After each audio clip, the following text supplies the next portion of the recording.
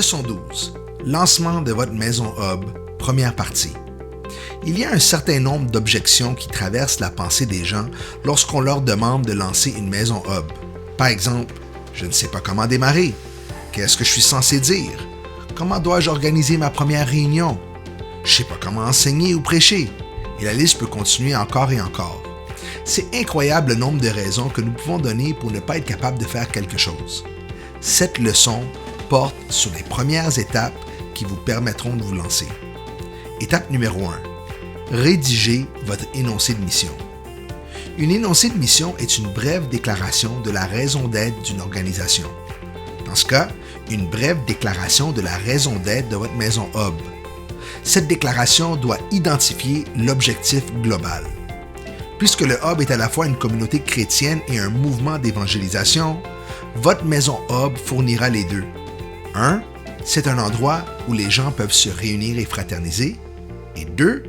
Où l'Évangile est prêché pour gagner les âmes. Voici quelques exemples d'énoncés de mission. Ma maison hub est un endroit où je peux rassembler mes amis et ma famille et leur prêcher l'Évangile de Christ.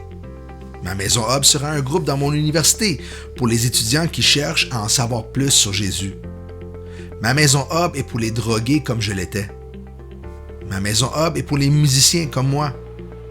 Ma maison hub est en ligne avec mon réseau qui me suit sur les réseaux sociaux.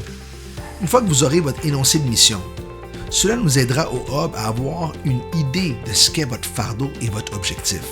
Vous ne pouvez faire d'erreur ici. Si jamais ce n'est pas clair pour nous, nous vous appellerons pour essayer d'obtenir plus de détails. Les énoncés de mission sont importants. Elles permettent de travailler vers un but. Étape 2. Dressez une liste des personnes que vous allez contacter. La clé ici est de prier et de demander au Saint-Esprit de vous montrer ceux qu'il prépare déjà pour votre maison hub. Étape 3. Pré-priez pour votre liste. C'est votre grande mission avant de commencer. La première façon d'assurer notre succès dans tout ce que nous faisons est de prier. 1 Jean 5, versets 14 et 15 nous dit « Nous avons auprès de lui cette assurance, que si nous demandons quelque chose selon sa volonté, il nous écoute. Et si nous savons qu'il nous écoute, quelque chose que nous demandions, nous savons que nous possédons la chose que nous lui avons demandée. » Voici les points clés à mettre dans la prière. Priez pour que Dieu adoucisse leur cœur à l'Évangile. Ézéchiel 11, 19. Je leur donnerai un même cœur, et je mettrai en vous un esprit nouveau. J'ôterai de leur corps le cœur de pierre, et je leur donnerai un cœur de chair. Priez que Dieu ouvre leur cœur pour qu'ils croient à l'Évangile. Actes 16, 14. L'une d'elles, nommée Lydie, marchande de pourpre de la ville de Thyatire, était une femme craignant Dieu.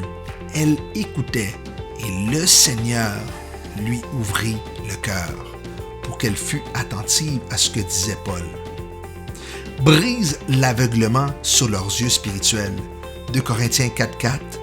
Pour les incrédules dont le Dieu de ce siècle a aveuglé l'intelligence, afin qu'ils ne voient pas briller la splendeur de l'Évangile de la gloire de Christ, qui est l'image de Dieu. Priez pour qu'ils prennent conscience de leurs péchés et parviennent à se repentir. 2 Timothée 2, 25-26. Il doit redresser avec douceur les adversaires, dans l'espérance que Dieu leur donnera la repentance pour arriver à la connaissance de la vérité, et que, revenus à leur bon sens, ils se dégageront des pièges du diable qui s'est emparé d'eux pour les soumettre à sa volonté. En résumé, lorsque vous priez pour les âmes, il y a 4 catégories que vous voulez atteindre dans la prière. Leur cœur, leurs pensées, leurs yeux et leurs oreilles. En faisant ainsi, vous faites un grand travail spirituel. Le Saint-Esprit vous conduira plus loin dans la prière une fois que vous aurez couvert ces bases. Ce sont les 3 premières étapes pour commencer. Faites-les et faites des prières quotidiennes pour chaque nom de votre liste.